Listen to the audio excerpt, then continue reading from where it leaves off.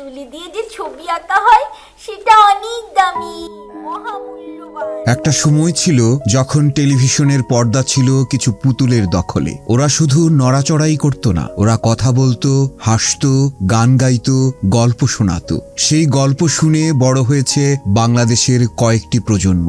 আর সেই পুতুলগুলোর প্রাণের কারিগর ছিলেন একজন স্বপ্ন নির্মাতা, পাপেট জাদুকর মুস্তাফা মনোয়ার। তিনি ছিলেন বাংলাদেশে আধুনিক পাপেট শিল্পকে জনপ্রিয় করে তোলার ক্ষেত্রে সবচেয়ে গুরুত্বপূর্ণ ব্যক্তিত্ব।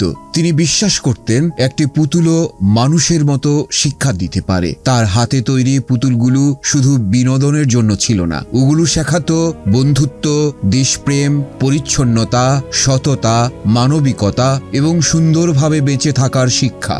বিটিভির শিশুতোষ অনুষ্ঠানগুলোতে তার পাপের চরিত্রগুলো হয়ে উঠেছিল লাখো শিশুর প্রিয় বন্ধু। অনেকেই জীবন জুড়ে সেই স্মৃতি বয়ে বেড়াচ্ছেন। শিল্পকে শুধু ক্যানভাসে সীমাবদ্ধ রাখেননি এই মহান শিল্পী। চিত্রকলা, নকশা, শিশুতোষ অনুষ্ঠান, টেলিভিশন, পাপেট প্রতিটি ক্ষেত্রেই রেখে গেছেন তার সৃজনশীলতার অনন্য স্বাক্ষর। টেলিভিশনে আজব দেশে অনুষ্ঠানে নিয়মিতভাবে তিনি বাঘা ও মেনি চরিত্র রচনা করে পাপেট প্রদর্শনী করেন। একমাত্র স্মার্ট সিটি বসুন্ধরা, আধুনিকতায় এক ধাপ এগিয়ে। মুস্তাফা মনোয়ার কখনো শুধু শিল্পী হয়ে থাকেননি, তিনি ছিলেন একজন শিক্ষক, একজন সাংস্কৃতিক সংগঠক, একজন স্বপ্নদ্রষ্টা। তিনি বিশ্বাস করতেন শিল্প শুধু গ্যালারিতে ঝুলে থাকার জন্য নয়, শিল্প মানুষের জীবন বদলাতে পারে, শিশুদের কল্পনা শক্তি বাড়াতে পারে, সমাজকে আরও মানবিক করে তুলতে পারে। তার এই দর্শনই তাকে অন্যদের থেকে আলাদা করেছে।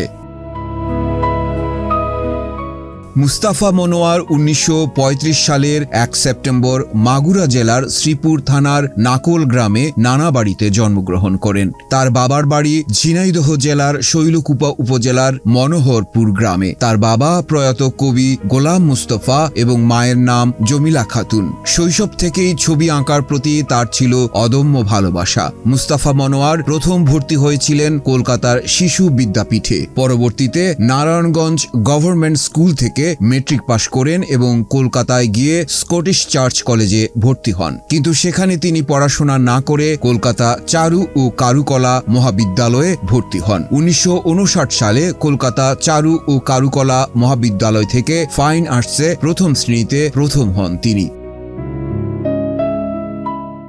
দীর্ঘ কয়েক দশকের নিরলস অবদানের জন্য তিনি পেয়েছেন দেশের অন্যতম সর্বোচ্চ বেসামরিক সম্মান ২১ পদক। দেশ বিদেশে তার শিল্পকর্ম প্রশংসিত হয়েছে, তবে তার সবচেয়ে বড় পুরস্কার হয়তো কোনো পদক নয়, বরং সেই লাখো শিশু যারা তার সৃষ্টি দেখে কল্পনার নতুন পৃথিবীতে প্রবেশ করেছিল। আমি স্যারের মূলত স্টুডেন্ট এবং কলিগও। আমি স্যারের যে প্রতিষ্ঠান ইপিডিসি, সেখানে আমি প্রথমে এসে অ্যাসোসিয়েট ডাইরেক্টর হিসেবে এবং স্যার জানেন যে স্যার আর্ট কালচারের সাথে একেবারে ওতপ্রোতভাবে জড়িত। স্যার চারুকলার শিক্ষক ছিলেন, তারপর স্যার বিটিভিতে জয়েন করেন। স্যার বিটিভি থেকে ডিডিজি পদ থেকে শিল্পকলাতে ডিজি হিসাবে পদায়ন হয়। স্যার গণমাধ্যম ইনস্টিটিউটের ডিজি ছিলেন, তারপর এফডিসির এমডি ছিলেন। মানে আর্টের প্রায় সর্বক্ষেত্রেই স্যারের মানে পদচারণা ছিল। শুধু তাই না, আসলে স্যার তো এই বাংলাদেশের আর্ট অ্যান্ড কালচারের ধারক বাহক বলা যায়। আজকে জানলেন যে স্যার সকালবেলায় স্যার আমাদেরকে ছেড়ে চলে গেছেন। বাংলাদেশের পাপেট ম্যান হিসেবে খ্যাত শিল্পী মুস্তাফা মনোয়ার ২৯ জুন সোমবার সকালে রাজধানীর স্কয়ার হাসপাতালে চিকিৎসাধীন অবস্থায় পরপারে পাড়ি জমান। তার মৃত্যুতে সংস্কৃতি অঙ্গনে গভীর শোকের ছায়া নেমে আসে। বাংলাদেশের শিল্প সংস্কৃতির ইতিহাসে তার নাম চিরকাল উচ্চারিত হবে গভীর শ্রদ্ধায়, কারণ তিনি শুধু পুতুল তৈরি করেননি, তিনি তৈরি করেছিলেন অসংখ্য শিশুর শৈশবের সবচেয়ে সুন্দর স্মৃতিগুলো। মাহফুজ জুয়েল, বাংলাদেশ প্রতিদিন।